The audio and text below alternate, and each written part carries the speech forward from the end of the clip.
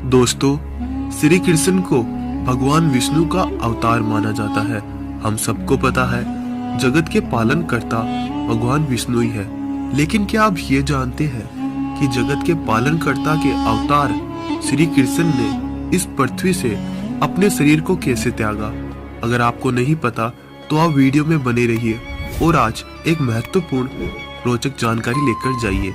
यह तो हम सबको पता है, भगवान श्री विष्णु ने द्वापर युग में श्री कृष्ण रूप में अवतार लिया था। लेकिन कहा जाता है श्री कृष्ण की मृत्यु का कारण भगवान विष्णु का अवतार श्री राम था।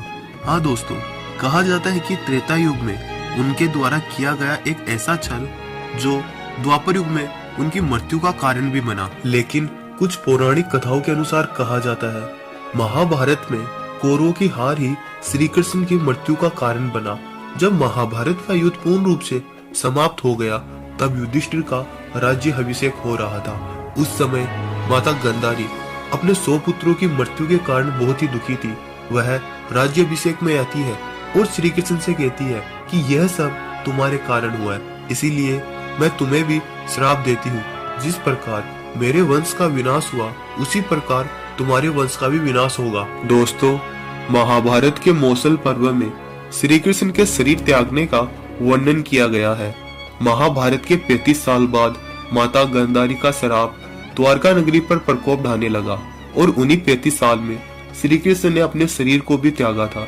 कहा जाता है जब माता गांधारी के श्राप ने द्वारका पे अपना प्रकोप ढाया तब सभी यदुवंशियों को लेकर श्री कृष्ण प्रवास क्षेत्र में चले गए और उनसे कहा, आप अपने धन और पुण्यों का ब्राह्मणों को दान कर कर अपनी मृत्यु की प्रतीक्षा करें। प्रवास क्षेत्र में प्रवास करने के कुछ दिनों बाद ही महाभारत युद्ध की चर्चा करते हुए सातगी और कृतवर्मा में किसी कारणवश मतभेद हो गया। सातगी ने कृतवर्मा का शीश धड़ से अलग कर दिया। इसी कारण यदुवंशियों में आपस में ही मुठभेड़ होने लगी, जिसके कारण सभी यदुवंशियों का विनाश हो गया। इसके पश्चात शेषनाग के अवतार श्री कृष्ण के ज्येष्ठ भ्राता बलराम जी ने भी एकाग्र होकर समाधि ले ली और भगवान श्री विष्णु में वापस मिलन हो गए। इस प्रकार बलराम जी ने भी समाधि लेकर शरीर को त्याग दिया। इसके पश्चात एक दिन श्री कृष्ण जंगल में पीपल के पेड़ के नीचे विश्राम कर रहे थे। तब उस क्षेत्र में जरा नामक एक वहेलिया आता है। वहेलिया एक शिकारी था।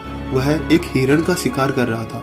उसने उस हिरण पे अपना तीर चलाया और वह तीर जाकर श्री कृष्ण के उसी पैर में लगता है जो उनके शरीर का सबसे कमजोर हिस्सा होता है। इसके पश्चात वह पास आकर देखता है और काफी घबराने लग जाता है क्योंकि उसने श्री कृष्ण के पैर पर तीर मार दिया। यह सब देखकर वह काफी घबरा जाता है और भगवान श्री कृष्ण से माफी मांगने लगता है। तब भगवान श्री कृष्ण कहते हैं, जरा तू डर मत, तूने जो किया है ये सब मेरे कारण ही हुआ है। पिछले जन्म में मैं राम के अवतार में मैंने तुझे मारा था। तू इस जन्म में राजा बाली था और मैंने पेड़ की आड़ लेकर तुझ पर वार किया। इसी कारण इस जन्म में मेरी मृत्यु को मैंने इसी प्रकार चुना। इसीलिए तू चिंता मत कर, आने वाले समय में तू मेरी कृपा से मोक्ष को प्राप्त होगा।